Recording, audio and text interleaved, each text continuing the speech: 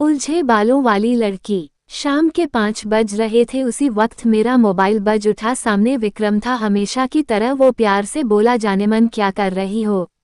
मैंने कहा कुछ नहीं, बस अब ऑफिस से निकलकर पीजी जाऊंगी। तुम क्या आ रहे हो? और सामने से जो सुना उस पर विश्वास नहीं हुआ। विक्रम बोला, जान पैकिंग कर लो, हम घूमने जा रहे हैं। आज फ्राइडे है, मंडे भी ऑफ है और ट्यूसडे की मैं छुट्टी ले लूंगा। तुम बस पैकिंग करो और रास्ते के लिए कुछ खाना पैक करवा लेना, मैं जल्दी पहुंचता हूँ। विक्रम भी ना सरप्राइज कर देता है कभी कभी। पिछले 1 महीने से इसी बात पर हमारी बहस चल रही थी। मैं उसे कह रही थी लॉन्ग वीकेंड आ रहा है, प्लान बनाओ, पर उसने अपने घर जाने की रट लगा रखी थी। हम दोनों ही गुड़गांव में जॉब करते थे, अलग अलग पीजी में रहते थे। हफ्ते में 3-4 बार मिल लेते थे, पर वीकेंड पर विक्रम का घर जाना जरूरी ही था। उसके पेरेंट्स उसका रास्ता देखते थे। मेरा अपना कहने को कोई नहीं था इस दुनिया में। चाचा ने बचपन में पाल दिया, पढ़ा लिखा भी दिया। अब जब वो नहीं रहे तो मैं उनकी फैमिली में एक अवांछनीय सदस्य हो गई, इसलिए पिछले 2 साल से पीजी में रहने आ गई थी। यही विक्रम से मुलाकात हुई और कब मुलाकातें प्यार में बदल गई पता ही नहीं चला। हम दोनों उम्र के 30 बसंत देख चुके थे। अब हमारे प्यार में लड़कपन नहीं था, एक गंभीरता थी, पर हम दोनों एक साथ लिव इन में रहने की हिम्मत ना जुटा पाए। खैर, ये तो हुआ परिचय। अब अपनी कहानी पर आती हूँ। उस दिन जैसे मेरे पैरों को पंख लग गए थे।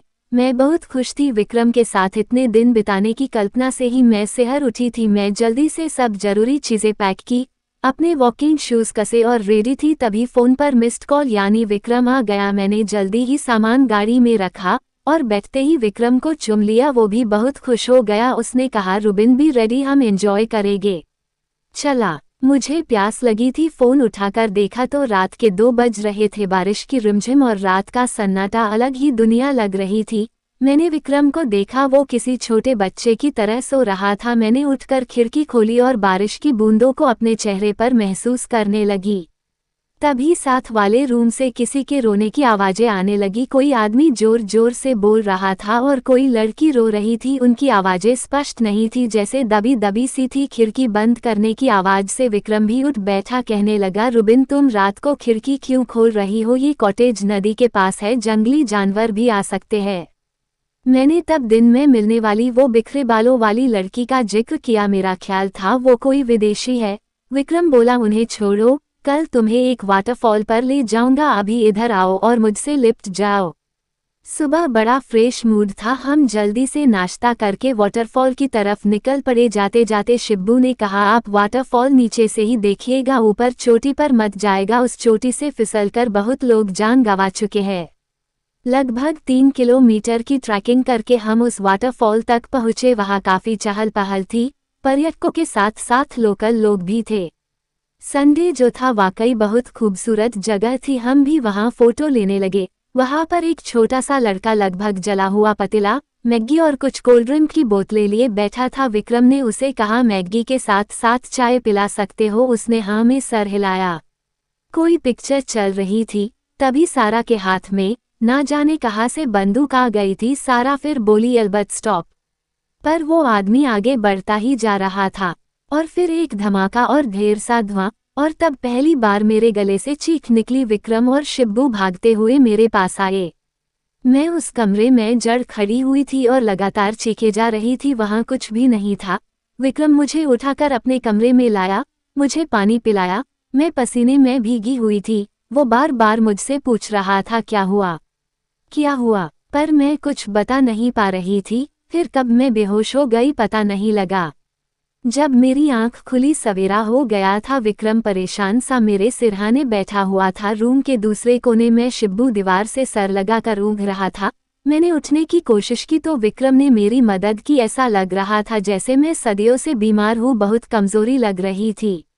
शिब्बू को विक्रम ने काफी बनाकर लाने को कहा, फिर मुझे बाहों में भरते हुए कहा, क्या हुआ था? रुबिन तुम रात को वहां क्यों चली गई थी? मैंने सारी बात बता दी। विक्रम सुनकर सन रह गया। उसने जैसे तैसे पैकिंग की, मुझे सहारा देकर तैयार करवाया और हम निकल पड़े कॉटेज से। जैसे जैसे दूर जा रहे थे मेरे शरीर में जैसे जान आती जा रही थी। हम बाजार में पहुंच गए। विक्रम ने उस छोटे से ढाबे पर गाड़ी रोक दी। वो बुड्ढा चाय बना लाया विक्रम, और मेरी सफ़ेद शक्ल देखकर वो बोला, साहब हम तो पहले ही दिन आपको बताने वाले थे, पर शहर के लोग ऐसे बातों को कहाँ मानते हो। फिर जो उसने कहानी सुनाई वो इस प्रकार थी। ये बात उस जमाने की है जब अंग्रेज भारत छोड़कर जाने वाले थे। ये कॉटेज अंग्रेज अफसर अल्बर्ट केत की थी। उसकी फैमिली इंग्लैंड में थी। वो लगभग 40 साल का हट्टा कट्टा आदमी था। कुछ साल पहले वो बंगाल से एक एंग्लो इंडियन लड़की सारा को अपने साथ ले आया था। वो बेचारी उससे बहुत प्यार करती थी, पर जब अंग्रेज भारत छोड़कर जाने लगे तो एल्बर्ट सारा को छोड़कर जाने लगा। उसे वो साथ कैसे ले जाता। इंग्लैंड में उसकी बीवी और 4 बच्चे थे। सारा सारी जिंदगी जिसे प्यार समझ रही थी वो तो बस मनबहलाव था। उसने बहुत कोशिश की एल्बर्ट ना जाए, पर वो ना माना, और फिर सारा ने उसे गोली मार दी और खुद वाटरफॉल से छलांग मारकर आत्महत्या कर ली। तब से ही उनकी आत्मा भटक रही है। मैं सारे रास्ते यही सोचती हुई आई कि क्यों सारा ने मुझे चुना। क्या वो कुछ बताना चाहती थी, मुझे इशारा करना चाहती थी। जब गुड़गांव करीब आने लगा तो मैंने विक्रम को कहा, क्या तुम भी मुझे छोड़ तो नहीं जाओगे, हमारे रिश्ते का भी तो कोई नाम नहीं। विक्रम मेरी और हैरानी से देखने लगा। वो कुछ नहीं बोला। जिंदगी वापस आकर फिर बिजी हो गई। एक शाम मेरा फोन बजा। हेलो जानेमन, रेडी हो जाओ, मम्मी पापा आ रहे हैं। उलझे बालों वाली लड़की ने मेरी जिंदगी सुलझा दी थी।